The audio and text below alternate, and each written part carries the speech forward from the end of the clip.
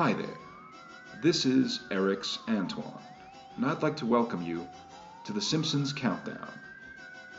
This is a podcast where we go back to the beginning and watch all of The Simpsons, tracing the creative evolution of the series and counting down in an attempt to pinpoint the exact moment in which this once celebrated television institution began to go downhill.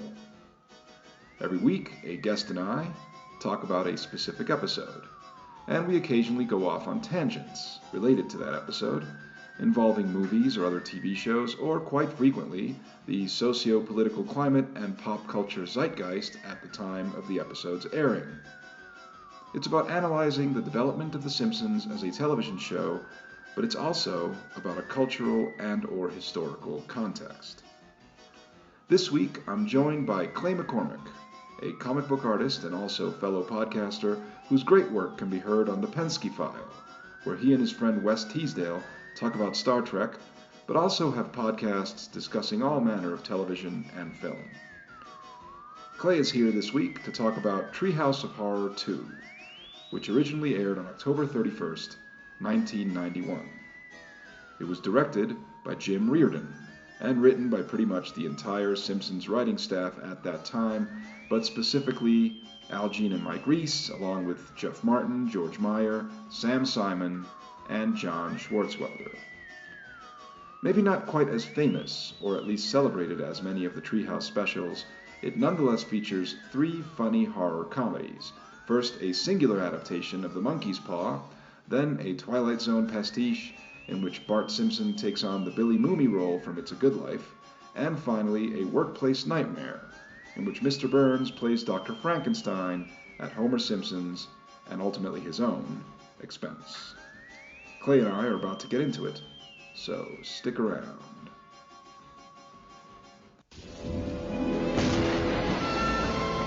Especial de Día de Brujas de los Simpsons 2. And you can have one piece of candy tonight and save the rest for... If you eat too much, you'll have nightmares. Oh, yeah. Everybody in the family's going to have a bad nightmare tonight. Oh, yeah. 3 bad nightmares. I'd like to see that. All right, so here we are again. This is creepy Clay McCormack and execrable Erix Antoine. I'm not good at it. I'm not as good at it as the. I think that's how it is, right? Like an alliteration. The writers are very clever in coming up with their names. I think they stopped doing that though. Eventually, I think like they did that in the first few of these, and then after a while they were just like, you know what, I can't. Just whatever. If I remember correctly, I think the writers on the commentary said that it was a huge pain in the ass. Yeah, of course. Like coming up with like fake alternate horror movie names for every single member of the crew. After a while, it's just like, like why are we doing this? Mm-hmm. Let's just write good stories. So and then they stopped doing that too. Hey-o. Oh no, yeah. So here's the thing. This is actually, I don't know if this was your experience, but it certainly was mine. This is the Treehouse of Horror episode that I least remembered. Really? Okay. Yeah, for like I had seen it a couple of times probably. I definitely watched it when it aired, and I taped it when it aired, because back then I used to tape them all the time. And so I taped it when it aired, and I must have seen it a couple of more times, because shortly after it airs when I moved to Bolivia, and the only way I could get my Simpsons fix before cable TV was through my VHS tapes of episodes, because I did not want to watch it in Spanish. Mm-hmm. So yeah, I must have seen this episode a handful of times since it aired, and then not again for a long time. And so I didn't really have many memories of it until I started watching it. Then I was like, oh, right, this is the one with blah, blah, blah. But I didn't really, if you were to tell me, do you remember the second one? I would remember maybe a handful of bits about it, like concepts about, oh, yeah, right, the one where they do the whole Billy Mooney thing from Twilight Zone, and the one where they do the one with the monkey's paw. I might remember that, but I wouldn't remember details. Certainly wouldn't remember the endings to most of the stories. Mm-hmm. So it was weird to sit down and watch it. And realize that it's actually really, really funny, I thought. Yeah, I found it to be very funny, very memorable, and definitely superior to the first Treehouse of Horror in almost every way, in my opinion. Like, just even though the first one is maybe more remembered, at least by me, this one is superior to it. So that made me think maybe this is the underdog of the Treehouse of Horror series. I mean, I don't know what you think. This was always one that I did remember because I had I also had a VHS tape of I think maybe maybe 3 or 4 of them, of the Treehouse of Horror episodes that were taped that I would go back and watch from time to time. And I think it was this one. I think it might have been the first 4 or so. I can't exactly remember what was on it, but this was definitely one on it because I remember watching this one quite a few times. And yeah, it's funny. I was before I watched this last night, I was trying to remember off the top of my head what stories were in this one because I couldn't. There's been so many of them that I couldn't exactly place what came where, but I can visualizing this what the animation style looks like helped me kind of like pin it down a little bit more. And then right before I start, I was trying. My girlfriend was getting really annoyed because I was just sitting there going like, "What the hell was in the second one?" It wasn't the one with the Raven. That was the first one. It wasn't The Shining. That was, I think, the 4th one. And then right before I started it up, I go, "Oh, it's the one where they all have scary dreams after they eat candy." She was very glad that I updated her that I figured it out before she went to bed. Just watch it. Just watch it. Stop talking. Just watch it. But as quality-wise, yeah, I always thought this one was really, really good. I think for me, the Treehouse of Horror episodes kind of start to dip when they become just straight up like parodies of existing properties. It's not that they get bad, but I think the cleverness of them starts to go down. I think the last one that is sort of a parody that is really good for me is the when Willie turns into Freddy Krueger, basically. Like that's more or less a straight up parody one, and then after that it's just kind of like, all right, they're getting a little bit more lazy. And I have heard that the writers say that these are actually the hardest episodes to do because they have to come up with something they have to come up with all new designs and all new backgrounds, and they have to come up with stories that are clever. So then eventually, once they settled into having to do this every year, I think they kind of regretted it a little bit. But yeah, this is a really good one where it's the setup is really good and the stories are really solid. I love the Monkey's Paw story. The Monkey's Paw story is probably one of my favorite stories that they do on the Treehouse episodes. You brought up the framing story at the beginning, and I did want to say that for a second. Like, I didn't remember. That's one thing that I didn't remember at all. Like, I didn't remember the framing story at all. And like, I'm not sure, but maybe this is the last one that actually has a proper framing story. I could be wrong about that. There's another one. I think it might be next season where they're having a Halloween party. Oh, right. Everybody's telling ghost stories. Yeah, and they're playing that game when they pass around. These are the eye, like the dead man's parts or whatever. Yeah. Okay, now I remember. Okay, so there's that one. But like you said, like they decided to make this a yearly tradition, and maybe they came to regret that. So it's probably a good thing that they did away with the framing story because you do run out of ideas there too. Yeah. They also stopped doing the intro where they go through the graveyard and they show you the different tombstones. They stopped doing that, I think. I think maybe the next one might be the last one, maybe the next 2. I can't remember exactly. Right. Yeah, but they did definitely do away with all that stuff, I guess, in the interest of making the episodes, giving them more time to do the actual stories in the episodes. I guess was the main reason for that. You said that they came to regret it. I do think maybe it's not the case anymore, but I think at the time it probably, although they were the hardest episodes to do, I would imagine, as a writer, they were maybe the favorite episodes to do, at least for the writers, because like it gives them a chance to sort of just play around and experiment and just not worry about traditional sitcom tropes and just do like a story, just have some fun and make fun of something that they like. And so I would think maybe it's not true anymore, but at the time I would imagine it was probably for some writers at least, favorite thing to do. And so the Monkey's Paw is, I agree with you. I think it's really good. It's probably the best story of the 3. Like if you look at it just in terms of storytelling, because the Monkey's Paw as a classic story, it is just a really good story Right. that can be you can take that concept. It's a very simple concept. The whole careful what you wish for idea is not there's nothing particularly innovative about that, but you can take that and you can sort of graft it onto just about any frame and it Hmm. works. Yeah. So I think that's one of the reasons why the Monkey's Paw story really, really works. Yeah, and Uh, it's also fun, and I believe I think I heard the writers talking about this on the commentaries as well. They use it as a way to send up the overexposure and popularity of The Simpsons in the real world at the time, yeah, because this is season 3, so they've kind of peaked as far as like that initial explosion of Simpsons uh, popularity and merchandise go. So when they get into, Bart on the mammogram poster and the Simpsons Go Calypso CD and all that stuff, that's all sending up the overexposure of the show in a merchandising standpoint that they had already got to, because they'd already done, I think, Simpsons Sing the Blues, I think, at that point. yes, they have, Um, yes.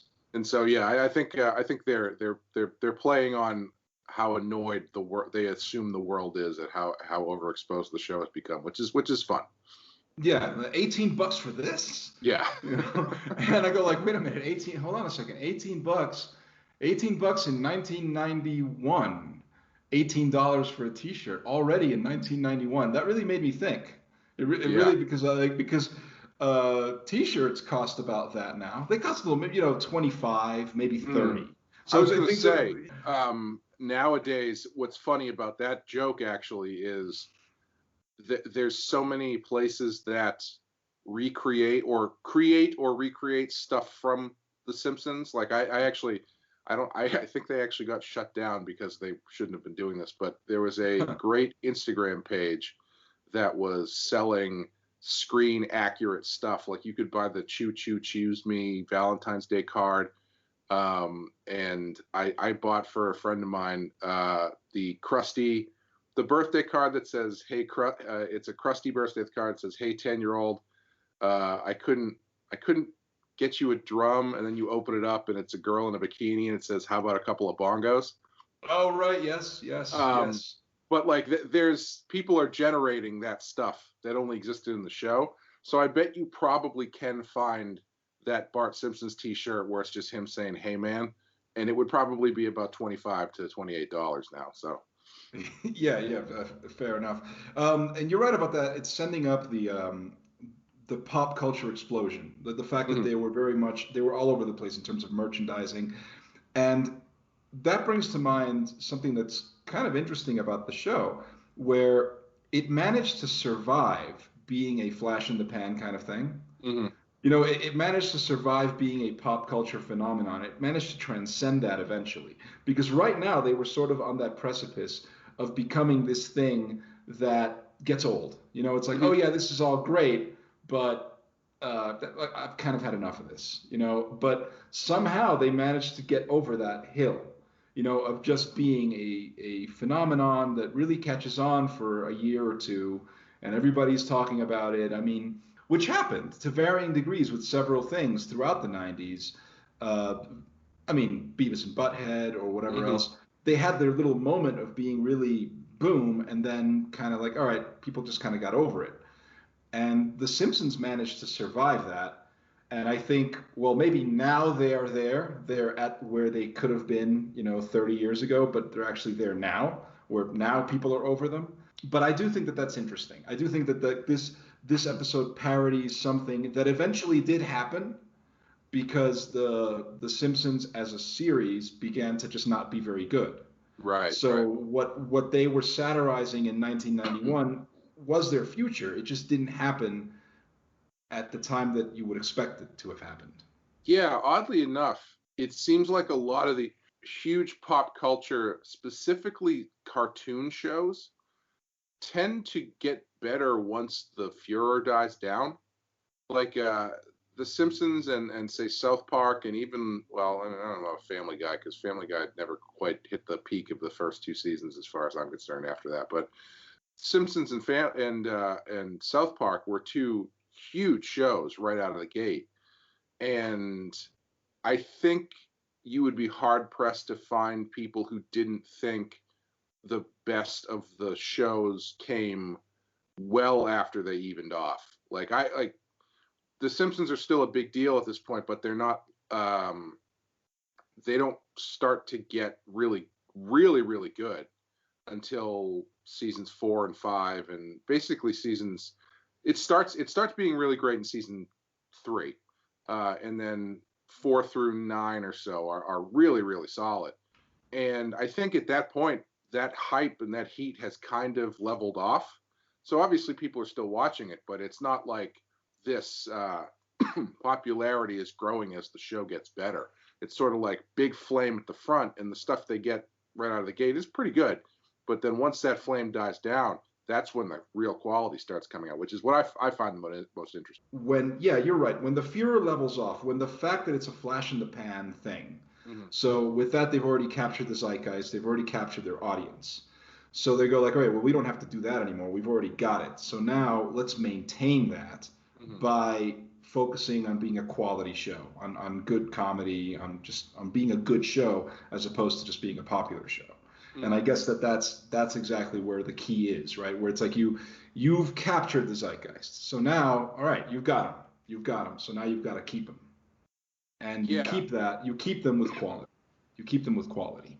Yeah, it's like they grow past their more gimmicky stuff and just start telling story. Like by season 4, the crank call thing is pretty much done, and that was one of the hallmarks of the show when it started. They kind of move past the gimmicky catchphrase beginnings of stuff like that. And same with South Park did the same thing, where eventually, Kenny didn't come back to life at a certain point, and then they stopped doing the Killing Kenny thing, and they started moving away from more catchphrasey stuff and just telling more interesting stories. So yeah, it's always been an interesting kind of evolution to look at, especially when you go back and you look at these shows now.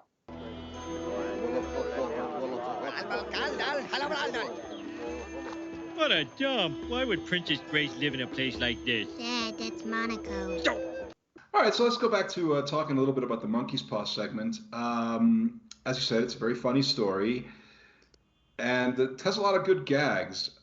Like when I first saw this episode back in '91, I had not seen the movie. I had not seen Midnight Express, right? But now it's a film that I really like. Like I love that movie. I guess it's one of my favorite movies. Maybe not in my top 10, but in my top 20. But I really like Midnight Express. I think it's a really good movie. And so now I got that gag. I was, oh right, this is Midnight Express. It's a bit of a reach. I don't know how famous Midnight Express even was in 1991 for them to do that gag, because they usually do gags. Yeah. I don't even know what the gag is. Okay. So but have you seen Midnight Express? I don't think so. No. Okay, well, Midnight Express, it's a really good movie. Look it up. It's directed by Alan Parker, and it's based on a true story about a guy who was caught in Turkey trying to smuggle hashish out of Turkey. Oh, that's what that is. Okay, yeah, I've never gotten that joke. I've never understood it. Oh, okay, yeah, so that's what it is. It's it's a recreation of the scene in which the guy, it's the way the movie begins, the way that he's caught at the airport trying to, he's got hashish taped to his body, like. And it has that very, like, the little music cue that they put, very kind of electronic. It's Giorgio Moroder, like, doing that sort of, like, electronic, like, 80s thing. And so it's a nice parody. But see, like, you didn't even know. Yeah. And thank you for filling that gap in my Simpsons knowledge, because I've never understood what that joke was. I mean, I got it on, like, just a general level, but I didn't realize it was a reference to something. But I should have, because it seems very specific. Yeah, sure. I mean, you could have realized that it was a reference to something, just not something that you had seen. Right. And I think that used to happen to me too. Like before, when it was things that I had not seen, watching The Simpsons, things that I wasn't familiar with. I guess I figured they were making fun of something, but I was just like, well, I don't get that. I don't know what that is because I haven't seen that movie or whatever, or that TV show or whatever it is. But anyway, so that was funny. I was like, all right, Midnight Express. Good little obscure gag for them to put there. And I also love how Homer wastes his last wish on a sandwich. Yes. I've always found that really like really that's what you do I'm like I don't like that's such a weird thing to do. I've always found that very funny, very like It funny and pointless. it makes sense to me for as far as Homer goes, because that seems like something he would go for, because he's trying to he's it's it's the way for Homer to be practical about the situation, because he's trying to use the wish on something that can't get screwed up, which is just a turkey sandwich, but ultimately it gets screwed up by Yeah. the turkey being too dry. Yeah. Maggie's wish doesn't have a dark side to it. She just gets a pacifier and everything is fine. Unless you want to say the dark side is that it tricks the family into thinking they're going to be rich or something, but there's no direct dark side the way there is to everything else. Yeah, the dark side is number one, it's a wasted wish. Yeah. It's a wish that goes nowhere. Like the family can't take advantage of it in any way, and that's basically that. Yeah, that is the dark side, I guess. That it's a wasted wish. It's a pointless wish for something, a golden pacifier that she. I don't even think no. It's the regular pacifier. Yeah, they right? just say it's a new one. It's like brought to her in like a little pillow and like whatever, and she like takes it, puts it. That's the end of that. That's also a very very funny gag. Yeah. Now this is. Do you think they're trying to say that world peace is probably impossible and maybe potentially harmful, or are they just being funny with like the way that they the third act twist? I was thinking about that a little bit too, and it wasn't. Yeah, I don't think that the intention is to imply that world peace is somehow a bad idea, but I couldn't help but maybe it's just because the modern era is so infused with that sort of readings of stuff. I doubt that was the intention, but I did find myself thinking like, well, I mean, is the implication here that world peace means we wouldn't have the means to defend ourselves if we needed to? It's like, well, I don't think they're really going that far, but I think it's just they're doing it for a joke. But I do love the line that either Kang or Kodos has at the end about the board and the nail, and pretty soon they'll build a board with a nail so big it'll destroy the entire planet. Yeah. Well, I mean, I think basically what they're trying to say is maybe a little more cynical than that. Not that it's a bad idea, but that it's impossible. That it's just plain impossible. Like there's no way to have world peace because eventually, like if one faction decides to weaken themselves, some other faction is going to take advantage of the fact that faction has weakened themselves. It's really just a pie in the sky kind of thing where, I mean, you don't have Superman to grab all the nukes and fling them into the sun. And even when Superman did that, he created Nuclear Man. So anytime that you go into that story where you're saying world peace like that, you go like but world peace is a concept. It's very nice, but it sort of goes against human nature. We are terrible. Let's just accept that that's a fact. I also think that when the way that they visualize that a lot of times is destroying of all weapons. When I think a more realistic world peace is everybody just goes, let's just be fine with each other. Keep your weapons, but let's just not shoot each other. Like I think there's obviously if it were to happen for real, I think there's a much more nuanced way that it would happen than Superman throwing all the guns and nukes into the sun. But that doesn't make for a fun story. So right, obviously not. Another thing too is like I guess. I mean, again, it's a cynical idea, but I guess the idea of mutually assured destruction is, in a sense, the closest that we can get to world peace. The fact that you have like two powerful countries with their fingers on the button and the potential to essentially destroy the world, saying, well, so neither of us are going to do this because if I do it, then you're going to do it, and then everybody's fucked. Yeah. So how about if we just agree to not do it? Yeah, world peace. Yeah. It's the Quentin Tarantino version of world peace, where world peace just means a never-ending Mexican standoff, essentially. Right, and it's it's unfortunate, but that's how it is. Hey everybody, I'm a stupid moron with an ugly face and a big butt, and my butt smells, and I like to kiss my own butt. Moving on, so the Monkey's Paw story is probably the best overall story because it's a well-constructed story. It's not just a bunch of gags. But the Twilight Zone pastiche has some of the best gags, I think. It's certainly my, you brought this up earlier. It's certainly my favorite, I think my all-time favorite Moe prank call, which Yes, yeah. I remembered the prank call, but I didn't remember where it was exactly. Then when I saw this episode, and it's my favorite one because it doesn't make any sense. Right. You know, like it's just he just randomly like there's no way that you could do that. You know, it's he's just saying it to please Bart, I guess. Yeah, you know, yeah. It's funny. It's just really funny. It's this rambling thing that he says. That's always been my favorite prank phone call, and I do think that it has a really good punchline. The punchline of the segment seems obvious, but I think it's like it seems obvious in retrospect. Well, obviously that's what they would do, but as you're watching the episode, you don't really see it coming. So the punchline kind of hits you, and it's very funny. Are you talking about Bart's nightmare being that he loves Homer? Yes, right. Yeah, Bart yeah. Timer being that his dad tells him I love you, gives him a kiss, and that's like horrifying.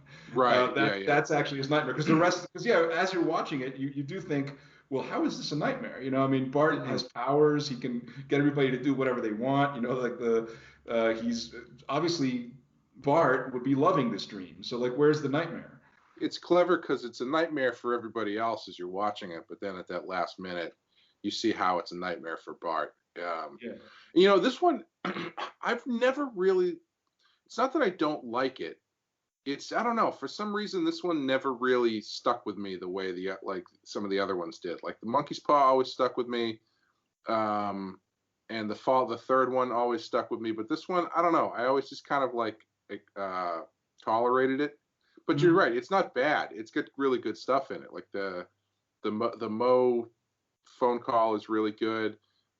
Just the way that they have everybody depict everybody kowtowing to Bart is really good.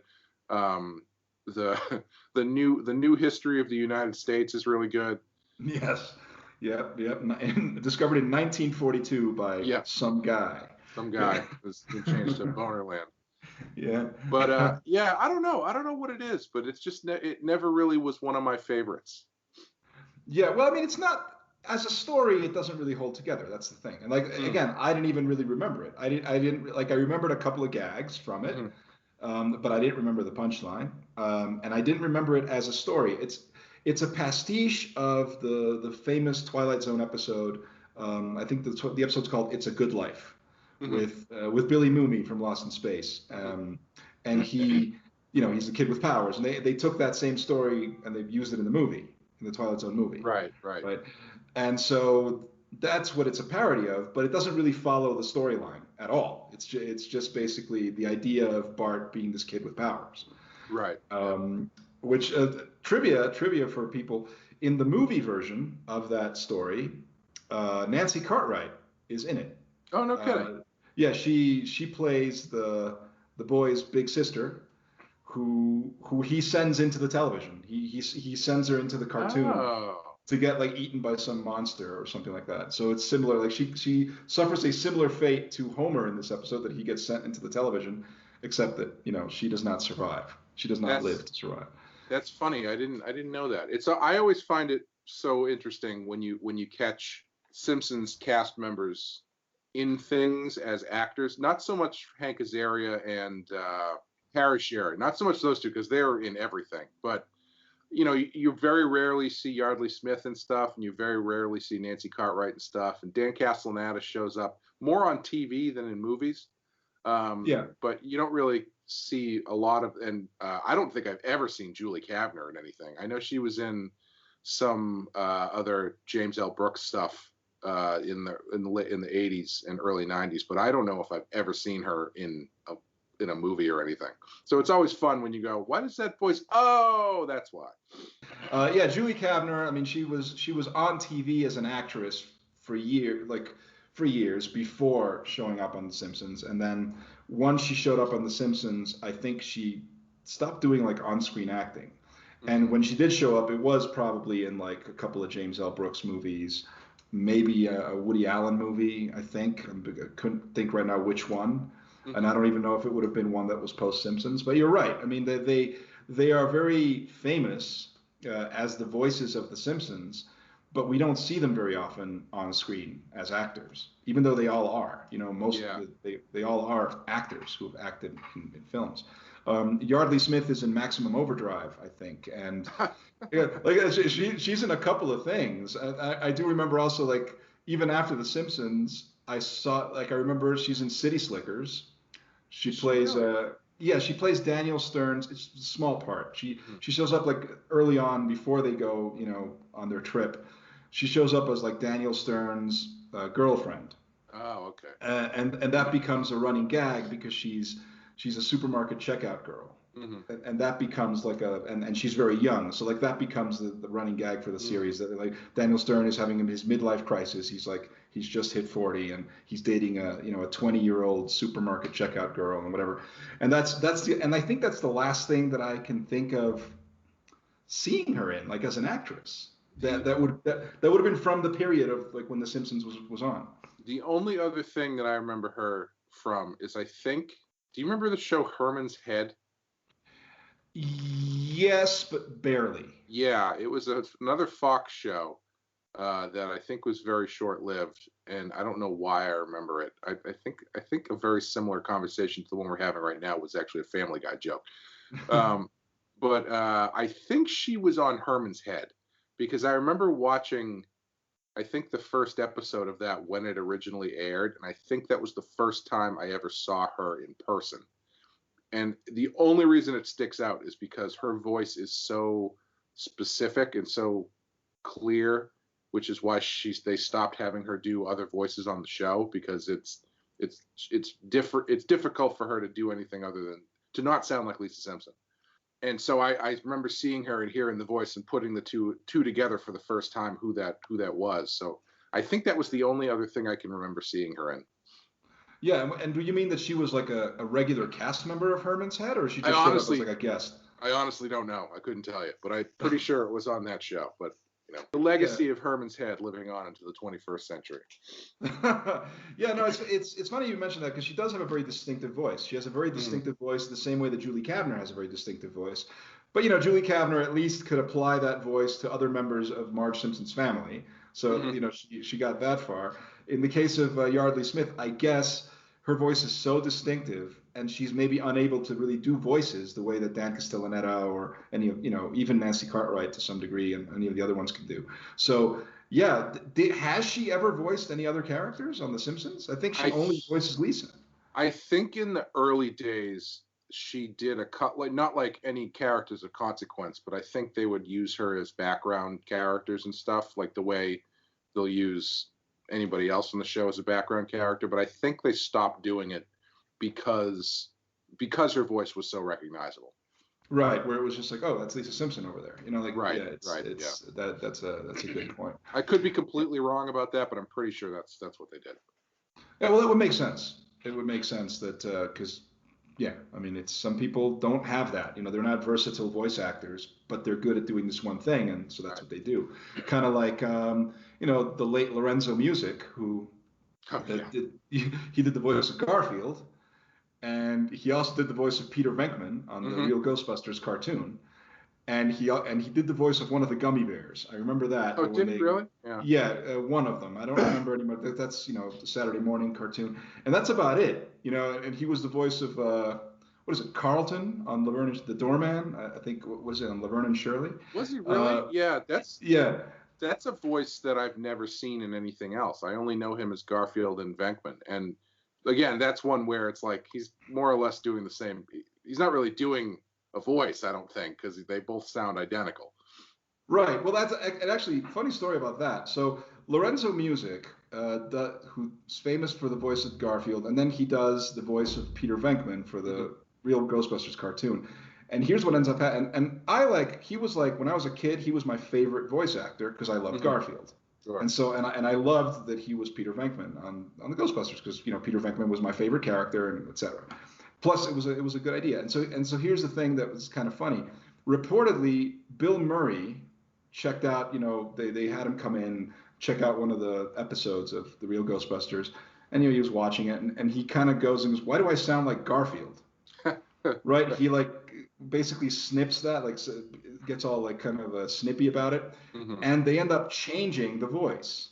They end up. I don't know if it's his fault. Okay, I'm not going to say that it's because Bill Murray said that, but they do end up changing Venkman's voice, and the guy that ends up doing his voice is Dave Coulier from Right. Full Yeah. House, right? And I hated that voice. Yeah. And I don't like that one and, either. and I stopped watching the Real Ghostbusters because of that, and I hated that they actually not only did they have him come in and start doing it from that point on, they had him go back and redub old episodes. I did know that there are some that they redubbed. Yeah. And then, ironically enough, when they make the Garfield movie, Lorenzo Music's dead, so who does Garfield's voice? Bill Murray. And I just thought that to me, it's always been very funny. If that's why they changed the voice is because Bill Murray didn't appreciate sounding like Garfield, then I'm glad that he had to do the Garfield movie. Yes. As a penance for ruining penance. Everybody's love of the Ghostbusters cartoon. Exactly.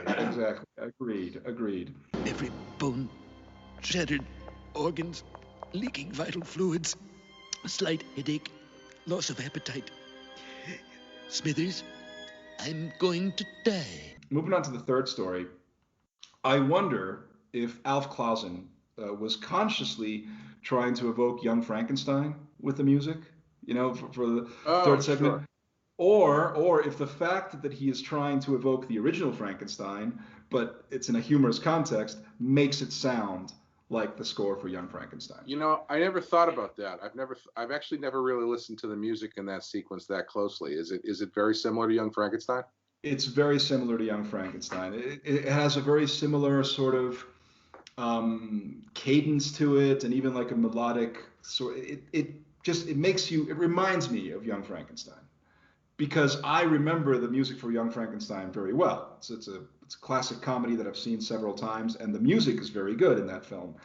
And I do know that what the intention of the music in Young Frankenstein, I'm not sure who did it. I think it's Howard Morris, because he's somebody who usually worked with Mel Brooks.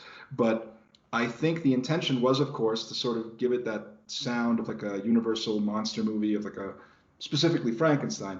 Have you watched the original Frankenstein recently, or Bride of Frankenstein, which is like the more Bride of Frankenstein is like the more quote unquote classic one? Have you watched either of those recently to remember the music? Frankenstein. I have watched Bride of Frankenstein more recently than I've watched the original Frankenstein. I watched for the other show that I do, Rotten Horror Picture Show. We did Frankenstein fairly early on, so maybe like, I don't know, midway through last year, I think. Okay. And that movie actually doesn't have any music in it. It's from the early 1930s. Horror movies were early enough that they only had music over the beginning, opening credits and closing credits. Sure. So like Dracula, 1931 Dracula has, I think, Black Swan playing over the opening credits, and there's no music through the rest of the movie. Mm-hmm. And I believe the original Frankenstein is the same way. But Bride of Frankenstein has a very memorable score to it, and I didn't pick up any references to that specifically in this. I'm not to say that they aren't there if they are, but I wasn't picking them up. It's interesting. I've never really listened to the music of this segment at all. I'm gonna have to go back and listen to it. Yeah, check it out. You'll notice that it's going to remind you probably of Young Frankenstein. And now that you're mentioning it, I guess the score for Young Frankenstein must have been a bit of a pastiche of Bride of Frankenstein. I'm sure it was, yeah. That's what they were sort of going for, because you're right. For the old Universal monster movies, for many of them, like Dracula, Frankenstein, maybe even the Wolfman, they would take a classical piece, mm-hmm. like Black Swan or whatever, and sort of just use that as a motif, but not actually do a whole score for it. Yeah. Right? Yeah. Whereas Bride of Frankenstein, whoever did that was a traditional film score. Yeah, and, I know that a lot of the Young Frankenstein stuff, not necessarily the music, but probably that as well, comes from Son of Frankenstein as well as the first two. Probably more Son of Frankenstein than Bride of Frankenstein, honestly. So it might be the music of Young Frankenstein might be more referential to that. But I think there's, in general, the music for the Universal monster movies at that time has kind of a feel to it that is easily replicatable. Like it's got a certain kind of feel and bigness to it that I think it's easy to kind of send up. So I'm sure the music for this one, if not specifically calling out one of these movies, is more of just a general Universal monster swelling score kind of thing. Yeah, that makes sense too. And I think that this third story, you said you really liked it, right? You like it. I do like this one. Yeah. Yeah, and I think part of it is because it's similar to Young Frankenstein in the sense that the reason Young Frankenstein is such a great classic comedy is that on top of it being a well-done send-up of the Universal horror movies, specifically the Frankenstein movies, it is just a really good story on its own merits. Like it's a well-done, it's a horror comedy that works on its own terms apart from being a parody, right? And it's something that Mel Brooks tried to do again and just could never do it again. But you know, I mean, as much as I like a couple of gags from the Dracula thing, it really, no, never mind. And this little segment works on that same level where it's a good story. It's like a well-constructed little story that works on its own terms, and it's just funny for that reason. What's interesting to me, I never put this together watching it until I watched it last night, is you were talking about how the Halloween shows were probably kind of fun for the writers because they can do stuff they can't do normally in the show, which is funny to say because the shit that they've done in the show, it's not like they're constrained by anything. Yeah, it's true. But the one thing that they do in this episode, which is something that they to this point hadn't done, I don't think, is Homer actually gets fired for being lazy. Yeah. Which is not something that happens in the normal show. If he gets fired, there's usually something else around it. He never gets straight up fired because he's the crappy employee that he is. Sure. And so I found it really interesting that the story that they were telling is actually a pretty perfectly fine episode of the show where it's Homer gets fired because he gets caught napping on the job, and so he has to find a new job, and the new job that he finds turns out to be something that he wasn't prepared for, and sends him on whatever journey he goes on. They do that here, except the job is great. It's got a Halloween tinge to it, so he ends up being a gravedigger and ends up becoming the brain for a giant Frankenstein robot. Right. Actually, that's a very good point. Where this little segment might end up, maybe I don't think consciously, but it might end up being a sort of prototype for where they would take The Simpsons in the more wild episodes. Because you're right. I mean, it's good. It's a good point that the writers feel more free, blah, blah, blah, with the Treehouse of Horror episodes, but it's not like they're not free with the other episodes because of all the crazy shit that they end up doing anyway, right? So an episode like this, maybe you can't go as far as having his brain put in a robot. You can't go that far, but the idea of Mr. Burns wanting to build a robot is something that could potentially happen in a regular episode of The Simpsons. Well, I mean, if you watch the cut footage from the episode where Mr. Burns adopts Bart, then you realize that he actually did build a robot because he sends the Richard Simmons robot after Homer. Right, that's right, exactly. Yeah. So I think that up until this point, they had not done something quite that wild yet. Right, yeah. In the regular episodes, they were still sort of trying to be a traditional sitcom, etc. But I think this, in a way, serves as a prototype because you're right. The story by itself would work independently of a Treehouse of Horror episode. It would work within the framework of a Simpsons episode. Like you can't have a story about Bart having powers in a typical Simpsons episode. Right. And you can't really have a story about aliens invading and a paw that gives you world peace. You know, for whatever reason, that can't function as a regular episode. But this one could. This one could if you take away the brain thing.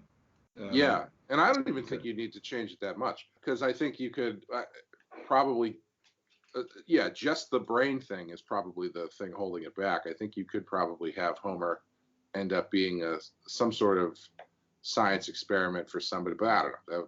Maybe they don't get a lot of mileage out of that. Who knows? But yeah, I think overall it is oddly enough the more reasonable story that they've told out of the 6 that they've done so far in these 2 Halloween episodes.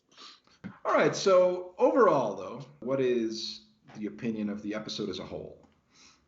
I like this one a lot. I don't. It's funny because in my memory, the first 2.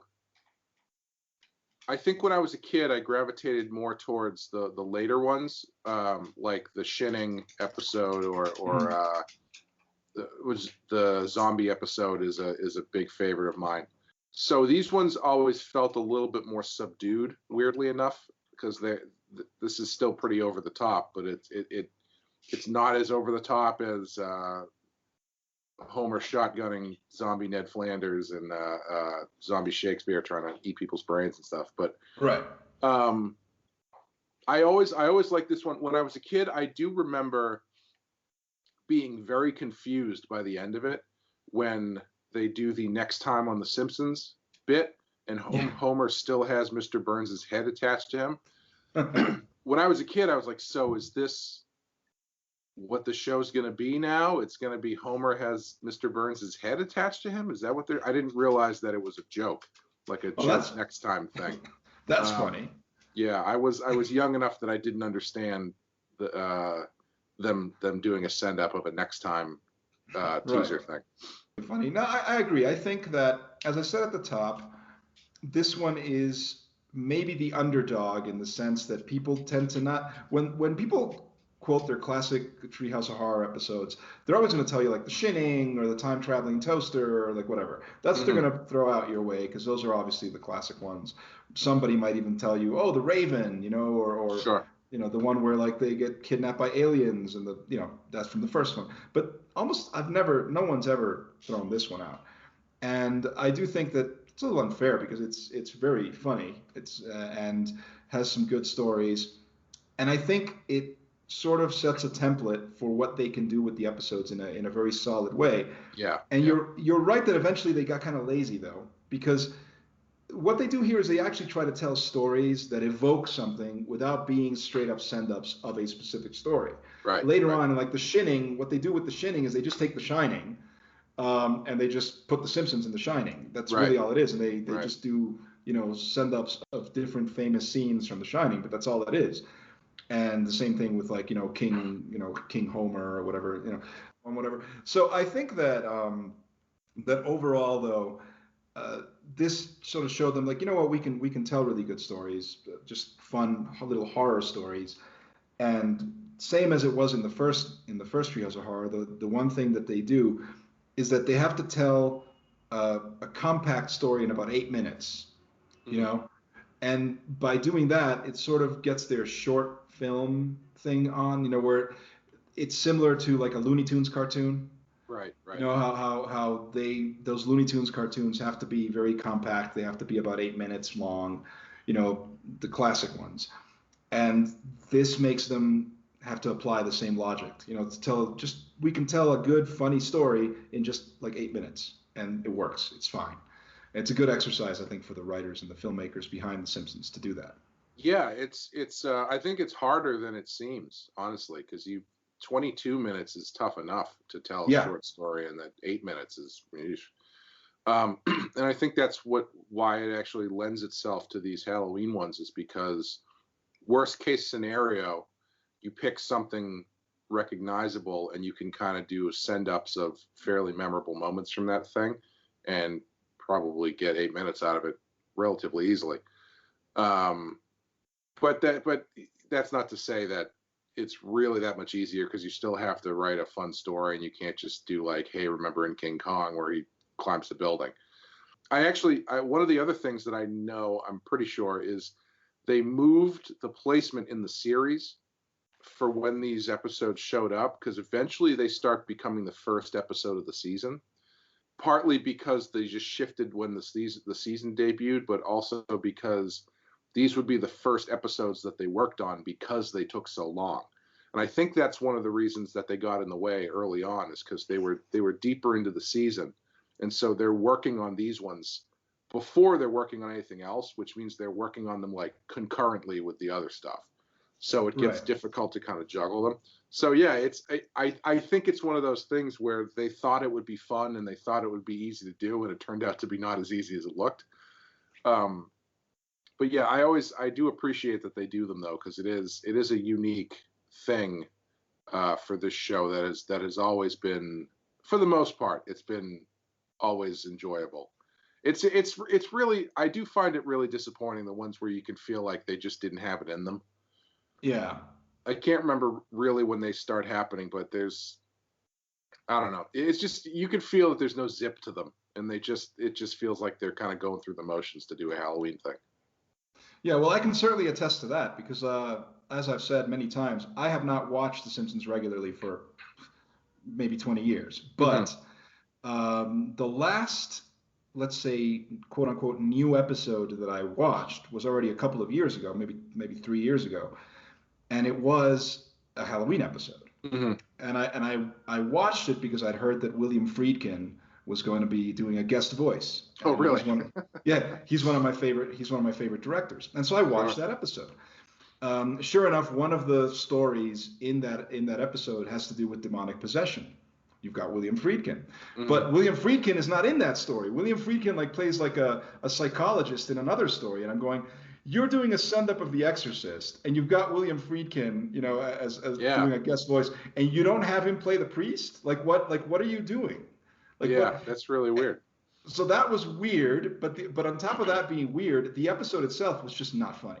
Yeah. I didn't laugh once, and that's when I said, wow, this must really, wow, But having said that, I do think that the Treehouse of Horror episodes are probably still among the best episodes in general. So my plan is that even after the goal of this podcast is accomplished, which is that I've arrived at the breaking point, and now here's where The Simpsons has started to go downhill. So technically, that's where I'm going to stop. Oh, I was gonna say I wasn't sure what your plan was, because it's like there's a lot of shit to do. You're gonna be doing this for as long as the show was on the air. Yeah, right, exactly. No, my plan is definitely not. I'm saying that now, here and now. No, the plan is not to cover all 700 episodes of The Simpsons. That is not going to happen. I'm apologizing in advance if I get some people disappointed and want to unsubscribe when they hear that. That's fine. But no, I have no intention of doing this for the next 30 years. But one thing that I probably will continue to do, and so even after I get to the breaking point, I probably will still go through all of the Treehouse of Horror episodes. Sure. And so every, whenever a new one comes out, I'll probably, check that one out, whatever. So that will definitely happen eventually. Even when I get to the breaking point, then I will still want to continue covering the Treehouse of Horror episodes to see how that evolves. I would do something similar where even after I stop watching the show, if I thought of it, I would dip in to watch Treehouse of Horror, because they're always at least interesting. And then eventually they stopped being interesting.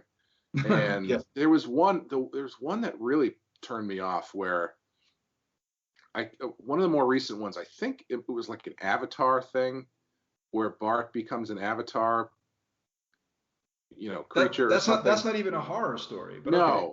And it got really weird and sexual, and Bart making sex jokes just didn't really work for me. So I was at that point, I was like, maybe I'm done with this show. Yeah, no, it's like you get, it's been on for 30 years. It's unbelievable that it's been on for 30 years. It's really weird watching the new ones. I don't know if it's the animation style or the fact that they seem to do all of this over the phone now, but there's just not a lot of life in it. It just doesn't have the kind of I don't know what the word I'm looking for is, but there's no zip to anything. It's just it's all kind of there and just kind of static and feels really, really flat. Maybe it's because they went over to computer animation or something. I don't know. It just feels really flat to me. Well, there's that, but there's also the fact that, let's be fair, these guys have been doing it for 30 years. These actors have been doing it for 30 years. And you think at some point, I would imagine as an actor, you've you've explored everything you possibly can with a character. Right. You know, Yeah. and so at some point you're like, I don't know what else to do here. That's why I Yeah. think Harry Shearer has been trying to kill the show for the past 10 years because Yeah. every time the contracts come up, he's always the one that holds out for more money, and they're already getting a shitload of money. And it's Yeah. like it's not like it's difficult for them to do. I was only kind of joking about doing it over the phone. I think that's basically what they do now. I think all of the actors just do it from their house. And so every time Harry Shearer holds out for more money, I feel like it's him going, maybe if I hold out for more money, they'll say no, and then they'll end the show because they can't do the show without me. And it's like, they never do. They always end up giving him what he wants. Yeah. So, I mean, so like, yeah. good for him, I guess. Yeah, no, seriously. And you're right. I mean, they probably are doing it from their homes because, like, God, we are podcasting from our homes. Right, yeah. And, you know, and as anybody listening to this will be able to attest, this is not the most amazing audio setup. But, of course, these people have the resources to basically have a recording studio in their home. Yeah. You know, a small recording studio. So obviously they do it from their houses. When the pandemic started and my girlfriend started working from home, she set up a work acceptable home office after like 2 weeks. So I imagine if your job is doing the Simpsons thing, you probably have a fully functional high-end recording studio to do this in your house as soon as you get the money to do that, which I'm sure they all have. Oh, definitely. Yes, absolutely. All right, so that's great. It's been great having you as always. Yeah, thanks, man. Why don't you go ahead and tell everybody where else they can find you? Well, I do a couple other podcasts. I do a show called The Pensky File where we watch Star Trek. I do the Rotten Horror Picture Show where we cover movies off of the Rotten Tomatoes 200 Best Horror Movies of All Time list. And I do a show called The Badass Podcast where myself and DC Comics artist Sean Murphy talk about Batman the Animated Series. All that stuff you can find if you just Google it. And I'm on Twitter at Dead Meat Comic. DeadMeatComic. Great, wonderful. And you know, I'll just tell you this: I'm thinking finally, because of HBO Max, all of Batman the Animated Series is on that, and so I'm finally going to do what I've wanted to do for some time, which is to kind of dig into that. Yeah. And so now I'm finally going to be listening to that podcast. So excellent. That should be fun. Well, Kang, it seems the Earthlings won. Did they? That board with the nail in it may have defeated us, but the humans won't stop there. They'll make bigger boards and bigger nails. Soon they will make a board with a nail so big it will destroy them all.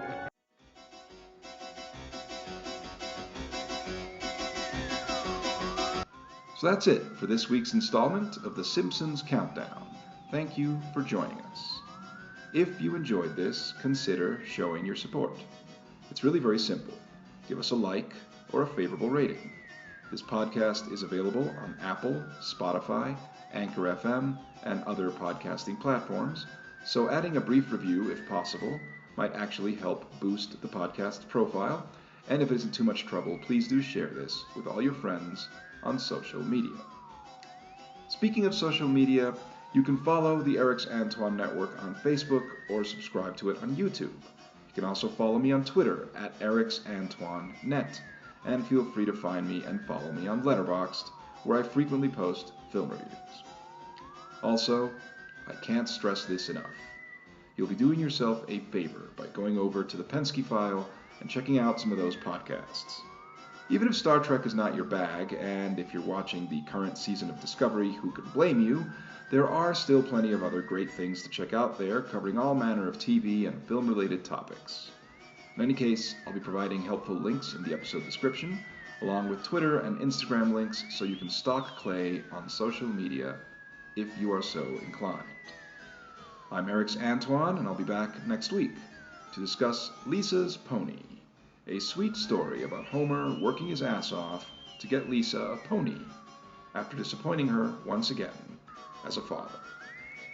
My dear friend Ariane will be calling in from Jersey to talk about that, and I hope you'll join us. In the meantime, stay safe out there. See you next week.